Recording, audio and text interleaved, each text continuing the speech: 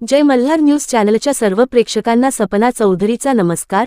नंदुरबार जिल्ह्यातील शहादा तालुक्यातील प्रकाशा येथे निवडणूक सहाय्यक मतदार अधिकारी भानुदास रोगदे यांची पाहणी, घरोघरी जाऊन काम पूर्ण करण्याच्या सूचना। लोकशाही अधिक सक्षम करण्याच्या उद्देशाने भारतीय निवडणूक आयोगाने राबविलेल्या विशेष सखोल मतदार पुनर्निरीक्षण मोहिमेच्या दुसऱ्या टप्प्याची प्रकाशा येथे पाहणी करण्यात आली।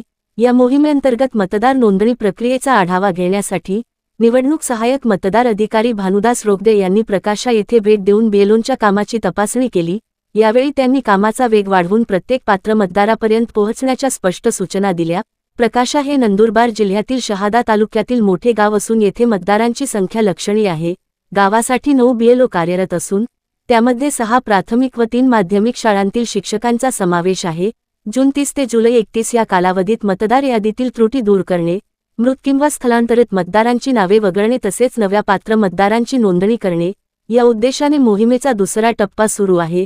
बीएलओंना दुपारच्या वेळेत घरोघरी जाऊन इन्युमरेशन फॉर्म भरून घेता यावेत म्हणून शिक्षण विभागाने शाळांची वेळ सकाळी ठेवली आहे। भारतीय निवडणूक आयोगाकडून प्राप्त झालेल्या इन्युमरेशन फॉर्मचे वितरण सुरू असून बीएलओ प्रत्यक्ष मतदारांच्या घरी जाऊन फॉर्म भरून घेत आहेत। या कामाचा आढावा घेण्यासाठी रोगदे यांनी जिल्हा परिषद मुलांची शाळा, जिल्हा परिषद कन्या शाळा आणि जिल्हा परिषद उर्दू शाळेला भेट दिली। यावेळी त्यांच्यासोबत शिक्षण विस्तार अधिकारी रमेश गिरी व शिक्षण कार्यक्रम समन्वयक महेंद्र अहिरे उपस्थित होते। पाहणी दरम्यान प्रकाशा येथील बीएलओंकडून सुमारे 30% फॉर्मचे वितरण पूर्ण झाले असून 15 ते 20% फॉर्म भरून घेण्याचे काम पूर्ण झाल्याची माहिती देण्यात आली। यावर समाधान व्यक्त करतानाच उर्वरित काम अधिक वेगाने पूर्ण करण्याच्या सूचना रोगदे यांनी दिल्या। यावेळी शाळेत फॉर्म भरण्यासाठी आलेल्या नागरिकांशी संवाद साधत त्यांनी प्रत्येकाने आपल्या परिसरात जनजागृती करून सर्व पात्र मतदारांनी इन्युमरेशन फॉर्म भरावा असे आवाहन केले। तसेच जिल्हा परिषद मुलांची शाळेचे मुख्याध्यापक रामलाल पारधी, नरेंद्र गुरव, रवींद्र पाटील, संगीता राणे, गोपाल गावित, नूतन पाटील, महेंद्र शिंपी, पल्लवी पाटील आदी उपस्थित होते।